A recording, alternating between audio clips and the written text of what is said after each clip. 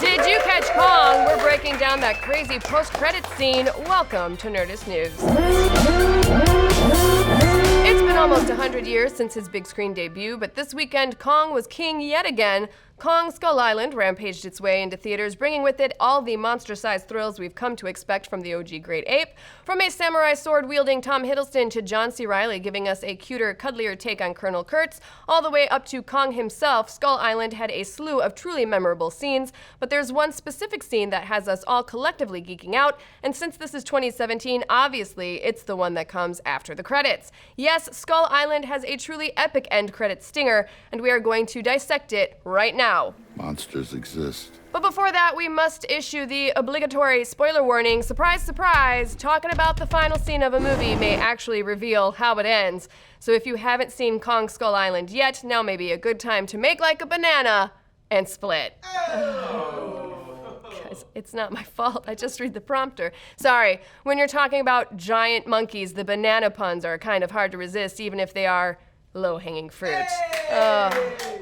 Also, I know he's not a monkey. All right, so if that warning and those jokes didn't get you out of the room, then clearly nothing will, so let's dive in. The end credits scene features stars Tom Hiddleston and Brie Larson being brought in for a secret meeting with the Monarch Corporation, the company that charted the expedition to Skull Island in the first place. Now, if the Monarch Corporation sounds slightly familiar, that's because this isn't their first foray into the monster hunting biz. Monarch first appeared on screen in 2014's Godzilla. Oh my god, guys, we are officially seeing the birth of the Monsterverse. Let them fight.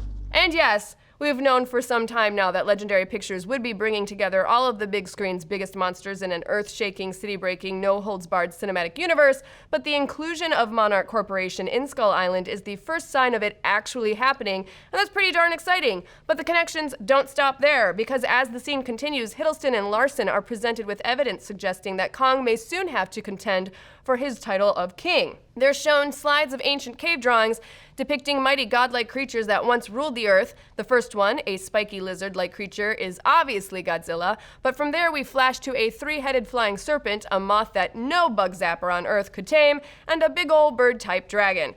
Now, for those of you who need a little Toho refresher course, let us break it down for you. Those are first glimpses at Ghidorah, Mothra, and Rodan, respectively, some of the greatest monsters to ever throw down with Godzilla. Now, the scene then cuts to black, accompanied by Godzilla's iconic roar. So the Monsterverse is growing, and clearly this is all headed in one direction, a title bout between Kong and Zilla, lizard and giant ape duking it out over the King of Monsters belt. Next up for the Monsterverse is Godzilla, King of Monsters in 2019, followed by the main event, Godzilla vs. Kong in 2020. But there's still a ton to speculate on until then. Biggest of all, when will this fight happen? Kong Skull Island takes place in the 70s, while Godzilla was set in present day. Where do they meet up? Maybe Godzilla vs. Kong will be a sweet 80s period piece. And yes, we know it might seem hard to have them duke it out while still staying hidden from the world, but monsters have managed to keep themselves pretty under wraps up until the events of Godzilla. Maybe they find a nice private island to fight somewhere. Of course, it seems if you're going to have the two greatest monsters of all time fight, you want it to happen someplace where we will get at least a little bit of collateral damage. Plus, in Skull Island, John C. Reilly mentions that Kong is just an adolescent. That should give him a good 40 years to reach maturity and be ready for the fight of his life. But what do you guys think? Where and when would you like to see Godzilla and King Kong fight? And what other famous monsters do you want to see join the fray? Let's discuss. Guys, be sure to tune in every day this month to Nerdist News Talks Back. We're breaking down who is the best villain of all time for March Madness, so join us to help figure out who is the best at being the worst.